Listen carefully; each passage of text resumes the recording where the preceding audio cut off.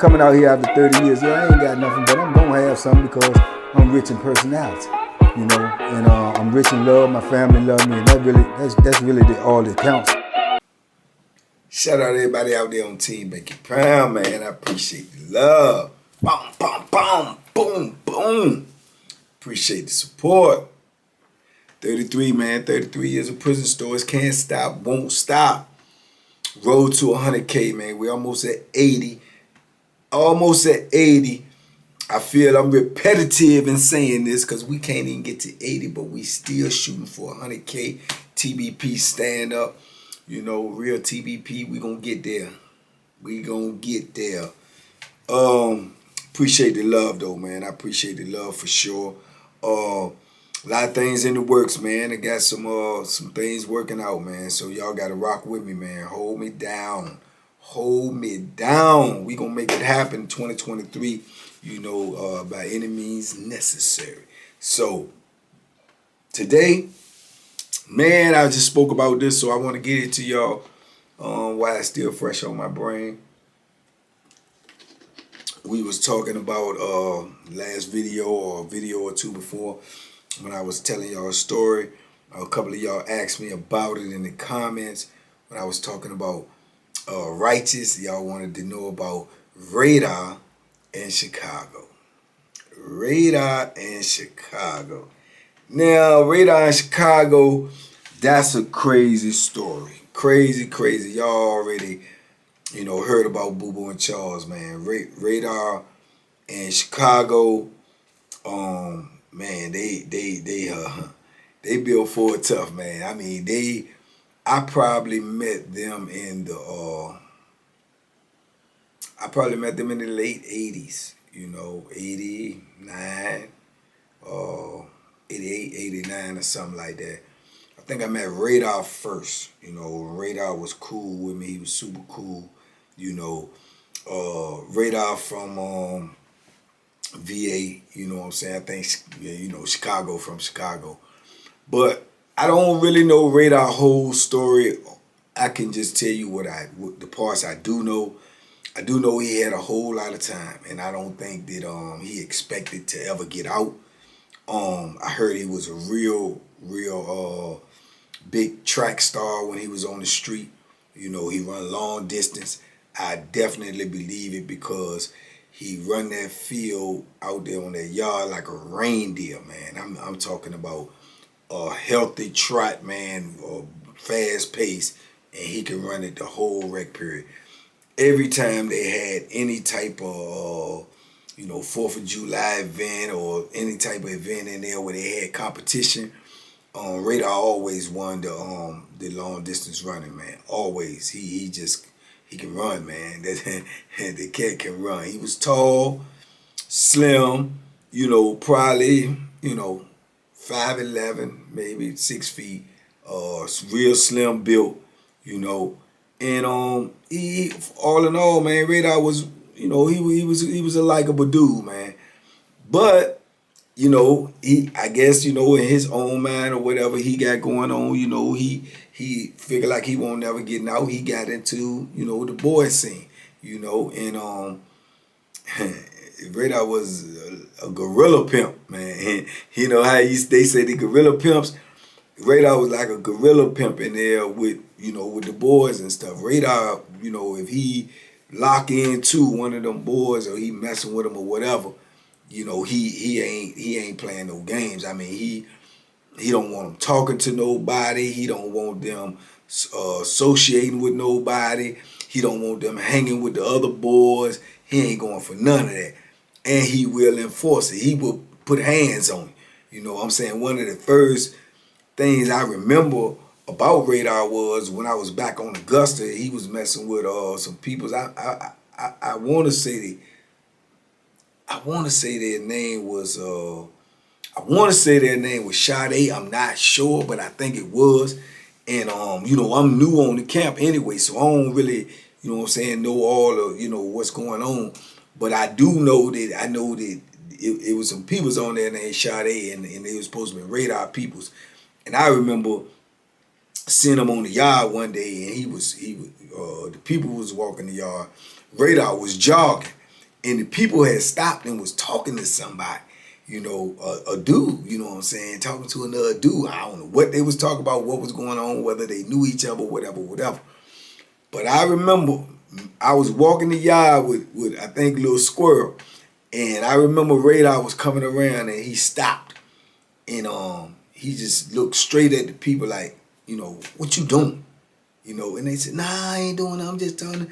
And Radar just took off, bam, bam, and knocked them out.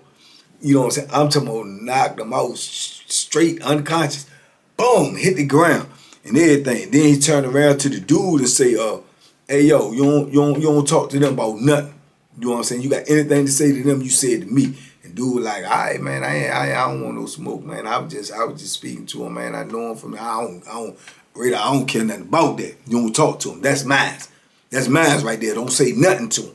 You know what I'm saying? That's the type of dude Radar was. And then he get the people up, you know, shake them, wake them up and everything, get them up, everything, get yourself together. Get yourself together. Soon as it's yard break, get on up to the cell. You know, they groggy and get all up and the mouth bleeding and it. Radar started jogging. Radar started jogging, just doing his thing. I said, okay. Now I see what's going on. So that's like one of my first impressions of him. So I know Radar, he don't play no games when it comes to dealing with them peoples. You know what I'm saying? So that's what I remember about him. I remember Chicago ended up coming on the compound, and some type of way, or whatever they want in the building that I was in, some type of way they ended up getting together. And I'm telling you, man, this is like late 80s. Chicago and Radar was together for the entirety of my bit. Wherever I knew him, I ended up on, let me see, Augusta with Chicago and Radar. I think Nottoway, Greensville. I think Nottoway, the first time I was there, Greensville. What else? A couple of places. But, you know, but you used to hear their name all the time. I always heard their name. I was on Greensville with them for a long time. Because, you know, I was on Greensville, you know, all in all, the couple of times that I was there, left, came back, there, came back.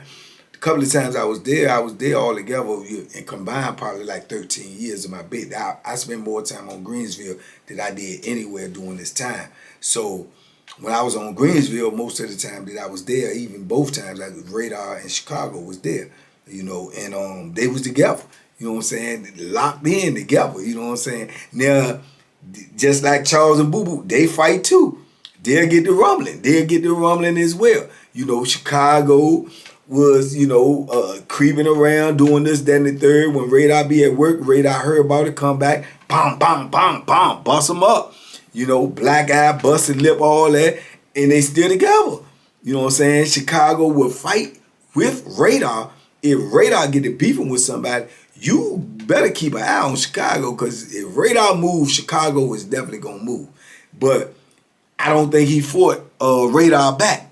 You know what I'm saying? I don't think he fought Radar back. But when he in the wrong, Radar was, or what Radar considered the wrong, Radar put hands on him. You know what I'm saying? So I know a lot of people that, you know what I'm saying, that was like in that game that was trying to get with Chicago, and Chicago was sneaky. He would creep around behind Radar back, but Radar would always find out. But he would never leave him. You know what I'm saying? And the thing about Radar is, when you talking about this type of stuff right here, Radar was a little different than most. Because Radar ain't had what he was doing. The administration knew what he was doing. All the dudes on the compound knew what he was doing. And moreover, when Radar was with Chicago, I can remember Radar probably the only one, maybe I think I know like one or two more, but Radar was so deep in the game and so true to the game that what he was doing with Chicago. Man, Chicago people would come down every couple of months from Chicago.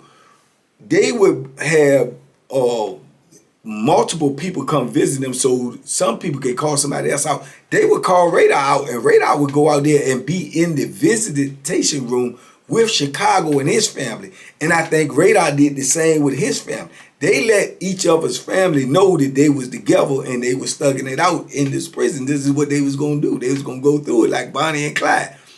Crazy. I'm telling you, I have seen them in the visitor room together. I have seen them in there eating together. You know, they combine the chairs when people got family to come in or whatever like that.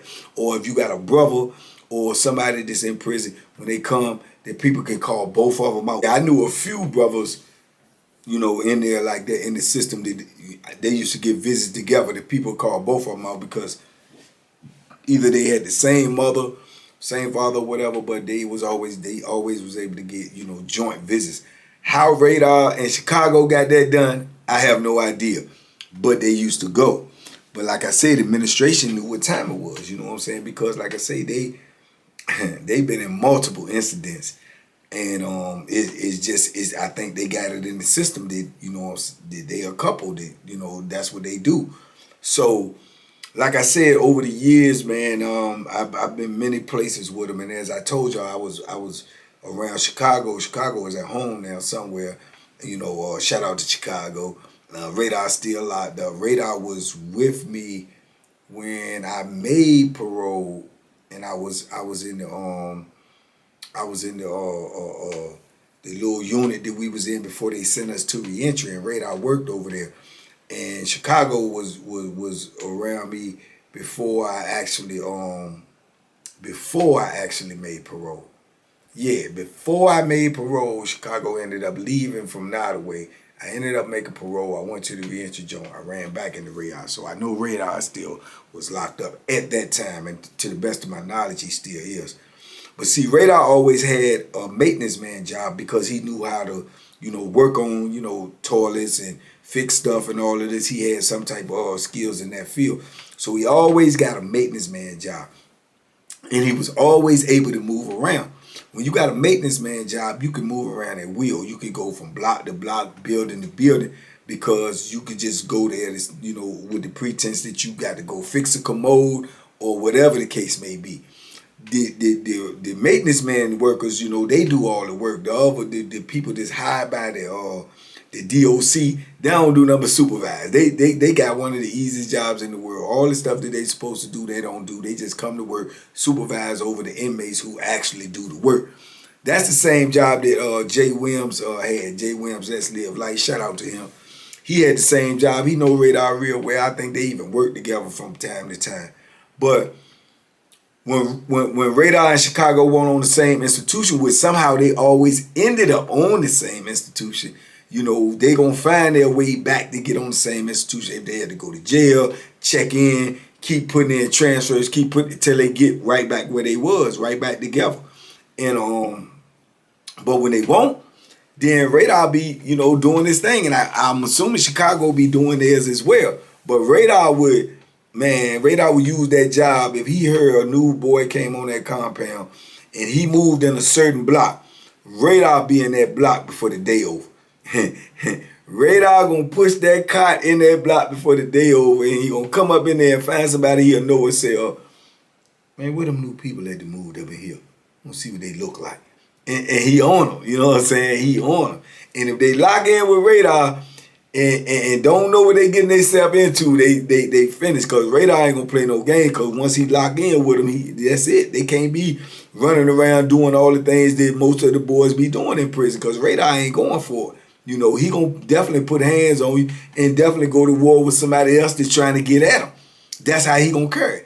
And like I say, he made no qualms about it. He ain't trying to hide it. He ain't do nothing. The maintenance men, the ones that work for the administration, knew what Radar was on. Radar might tell them straight up, look, man, they got a new boy down there and Bill and such says them, come on, let's go down there. I got to go down there and see what they look like. And they'll let them go, or they'll come with them in the pretense that he going to check somebody's toilet. You know what I'm saying? I'm telling you, it's crazy. It's real, though. It's real, you know. And the same thing, Chicago could be on the compound messing with somebody else, and Radar come on the compound. Chicago could have been on the compound for 2 years, 3 years messing with the same dude. And Radar come on the compound, that's dead. It's over. Done. Immediately. You know what I'm saying? Immediately. And I think I seen that happen one time on Greensville when Chicago was on there messing with the same dude one time. And for a minute, a couple of years, and then Radar came on the compound. it was over. You know, and the dude won't try to let Chicago go, but Radar was telling him, you ain't got no choice. You come out on the yard and let's get it in. You know, Bethlehem to Bethlehem. But in Chicago, being with the dude for a couple of years is telling him, if you go out on the yard and go try to fight Radar, you gonna be fighting both of us, because I'm gonna help them. You know what I'm saying? They're straight like that. They was like in some loyal, they down for each other till the end type stuff. You know what I'm saying? Now, being the Radar still in, I'm assuming that Chicago is looking out for him while he locked up. I'm assuming that just because of the dynamics of their relationship and how they carried it all the time that they was together that I know of. I'm assuming that Chicago is still, you know, probably looking out for him or whatever, you know what I'm saying? But, and I believe Radar was showing up, you know, in love with Chicago, because Radar done put his life on the line a couple of times, man. You know, I done seen dudes, you know, bark at Chicago. Chicago kind of like soft-spoken, but, you know, they got that flammery with them too, but they talk soft and low, you know, but they get into some things with some people, and I just seen I remember on Greensville one time somebody was screaming on Chicago about something in the gym, and Chicago sent word back, tell somebody to tell Radar come there in the gym.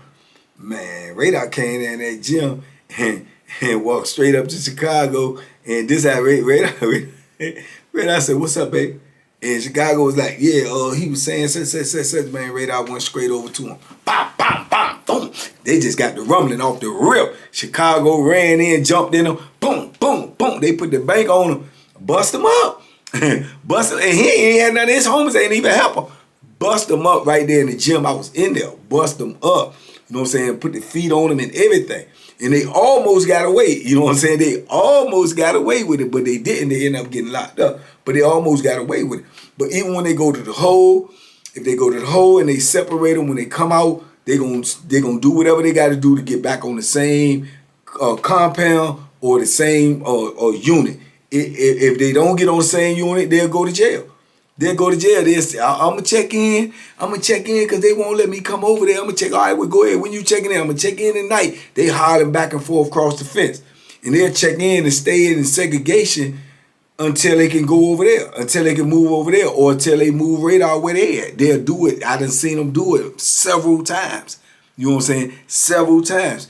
And they'll put their hustle down. You know what I'm saying? Radar used to run quarter boards. I remember they was running the lottery. The lottery joint is a kind of like a decent hustle in there. And what the lottery joint is they'll take a square piece of paper, man, like a tablet, and they'll make 100 squares. And 100 squares, it'll be what is it, 0, 0, 0, all the way to 100 or something like that. And what it is every night that the lottery is played, then a number is drawn every night with the lottery. They put it on the news. You try to guess the last two numbers of the lottery, just the last two numbers, and you got to pay for a square. You pay $1, $2, whatever they run in the board for that square. You get the square. Say you get the square 02. If the lottery turn out to be 02, the last two numbers, you win. You know what I'm saying? You could get 2002, you could get both of them. So either way, you're going to win that way or another. But whatever it is, if you put $1 down, if you win the lottery, you win 100. If you put $2 down, you win 200. So that's how it was, the way the board was. And they get their cut out of it or whatever it is. It was a big thing in prison, the lottery board. A lot of dudes ran lottery boards. You might have 15, 20 lottery boards running per day. You know what I'm saying? So then you got dudes that might run a lottery board for money. You got dudes that might run a lottery boards for sodas. You got a dude that might run a lottery board for just commissary. You got dudes that might run a lottery board for just coffee. So whatever it is, if you like coffee, you put a bag of coffee there and you mess around and win 50, 60 bags of coffee if you hit the number. So that was one of their hustles. They used to do the hustle. I remember they had one with the soda jump because I remember I don't usually play them type of gambling games. If I gamble, I usually play poker. I play something that I can control. You can't control that. But being in me and Radar was so cool, I get, support the hustle, man. And I'm like, man, I don't play them boys. Yeah, man, come on, man, support the hustle.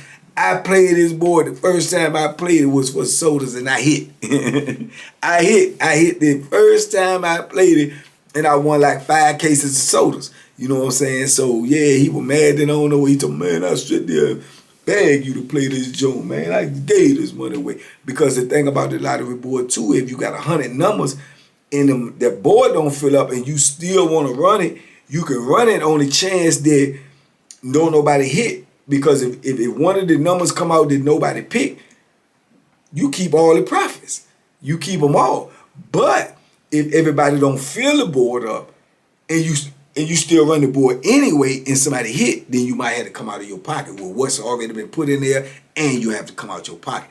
So they ran the lottery board. I remember one summer, man, I can't remember what summer it was, but one summer they was pumping them lottery boards all day, every day. They probably had about 3-4 boards a day, and they was pumping them joints. And I ain't played but a couple of times, and I ain't mess with it no more, because I don't really like that type of gambling. But yeah, man, it was crazy though. But like I say, when you was dealing with them, you knew what you was dealing with. They didn't even say Radar or Chicago on the compound. They said Radar and Chicago and Radar. Their name was synonymous with each other. Because if you had beef with one of them, you're going to have beef with the other one.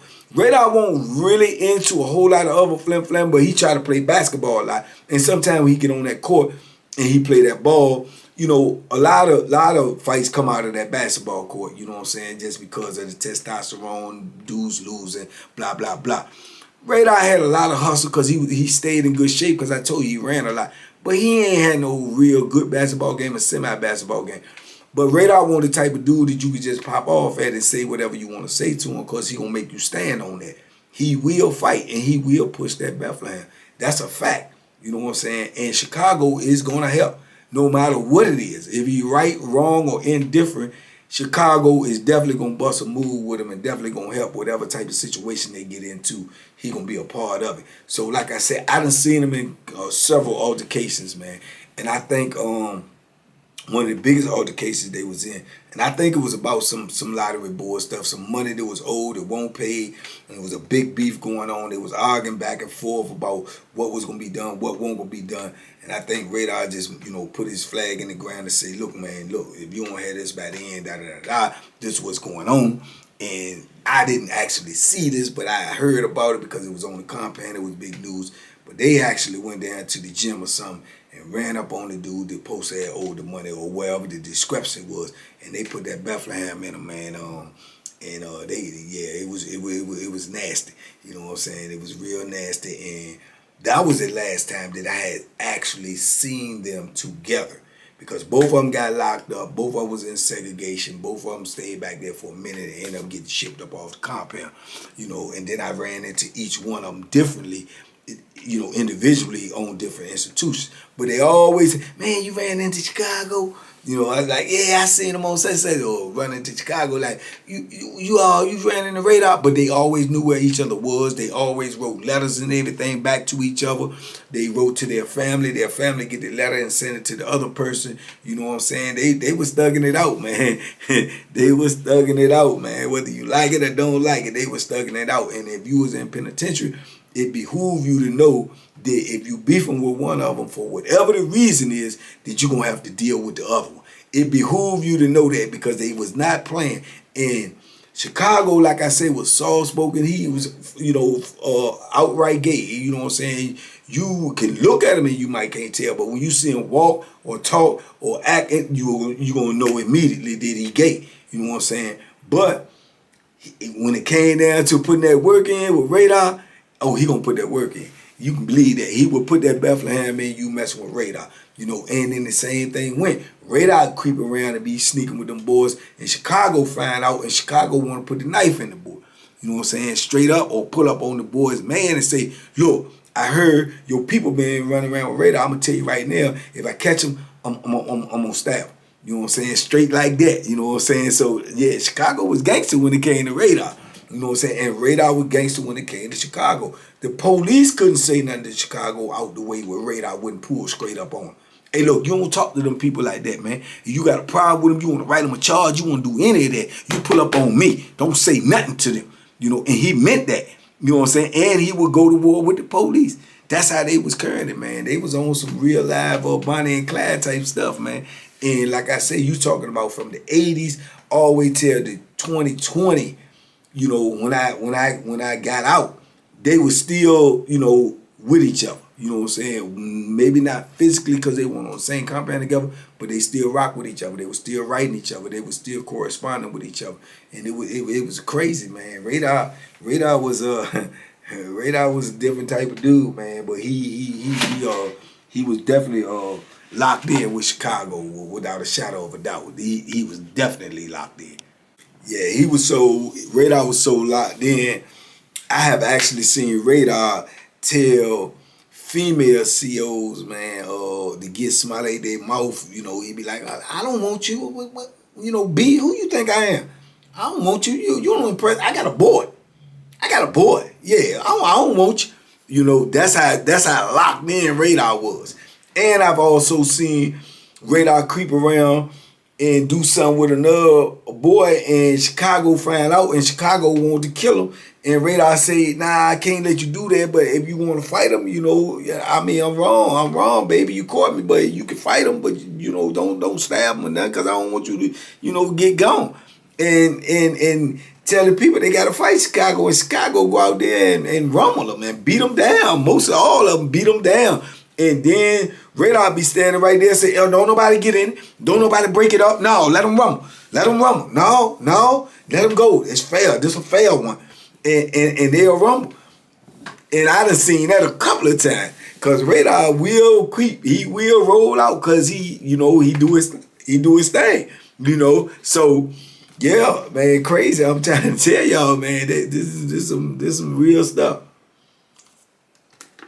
But like I say, Radar ain't had no shame in his game, man. He ain't no shame in his game. You go up in that visiting room and you let the administration know, you let everybody know. You go up in that visiting room and you sit down with them people and you go visit with them people, you know, he letting you know this is what he doing.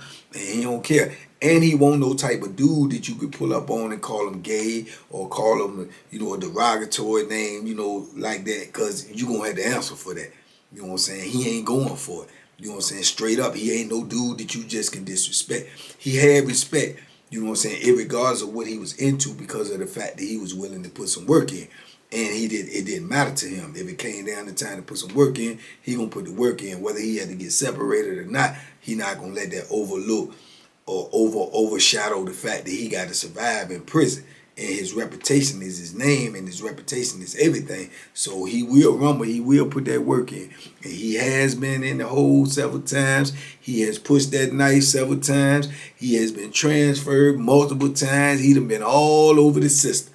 You know, and he always reemerge, and he, you know, get him a job working in maintenance, and he, you know, back doing what he do, and eventually Chicago will find their way to them, or he'll find his way to Chicago. You know what I'm saying? So yeah, man, but you know, I just wanted to drop this on y'all, man. I can think of some more stuff about Chicago and Radar, but I wanted to get that out there to y'all because y'all been asking about it. And yeah, but they was a dynamic duo, man. They was a dynamic duo in prison. You can believe that. And everybody knew it. You know what I'm saying? So yeah, straight like that, man. But anyway, man, y'all let me know what y'all think in the comments, man. I appreciate y'all love, man. I appreciate y'all support. Please hit that subscribe button, man. We on the road to 100K, man. Let's do it. Let's do it. If not us, who? Let's get it, man.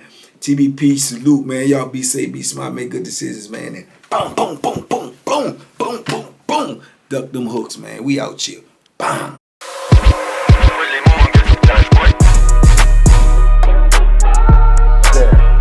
The banking special. Yeah. Pure deliciousness. Pure deliciousness, man. My name is Banky, man. Everybody calls me Banky. That's the name that I got from my grandmother when I was young. I'm coming out here after 30 years. Yeah, I ain't got nothing, but I'm gonna have something because I'm rich in personality, you know, and I'm rich in love. My family love me, and that's really all that counts.